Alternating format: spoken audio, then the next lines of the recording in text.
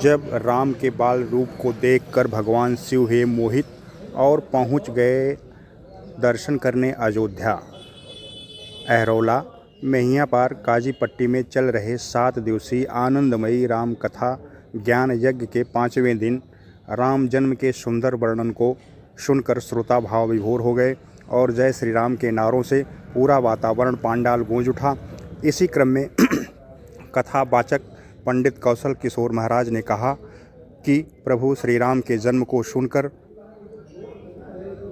और उनके बाल लीलाओं से मोहित होकर भगवान शिव भी अयोध्या में उनके दर्शन के लिए पहुंच जाते हैं। कथावाचन करते हुए पंडित कौशल किशोर महाराज ने राम जन्म का सुंदर वर्णन किया। कहा कि अयोध्या में राम जन्म हुआ है और अयोध्या में ऐसा उत्सव हुआ कि बाबा तुलसी ने रामचरित्र मानस में लिखा कि 1 महीने मानो रात हुई ही नहीं। अपने रथ के साथ भगवान सूर्यदेव भी थक गए। भगवान शिव भी बाल लीला और प्रभु श्री राम के दर्शन करने अयोध्या पहुंच गए।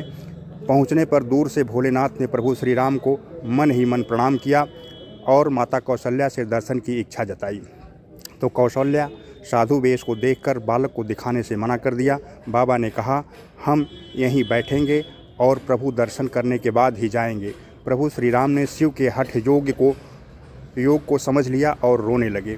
कहा कि तपस्वी का बल क्षमाशीलता में छिपा होता है, इस तरह से बालक का बल रोने में होता है, नारी का बल पतिव्रता में होता है। कहा कि भगवान ने ब्राह्मण, गाय, देवता, संत की रक्षा के लिए पृथ्वी पर अयोध्या में महाराज दशरथ के पुत्र के रूप में अवतार लिया।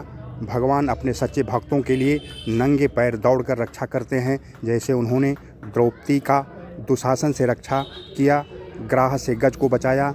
सिर्फ सच्ची भक्ति से प्रभु मिलते हैं और वह कण कण में व्याप्त हैं। सत्य से बड़ा कोई धर्म नहीं है और झूठ से बड़ा कोई पाप नहीं है।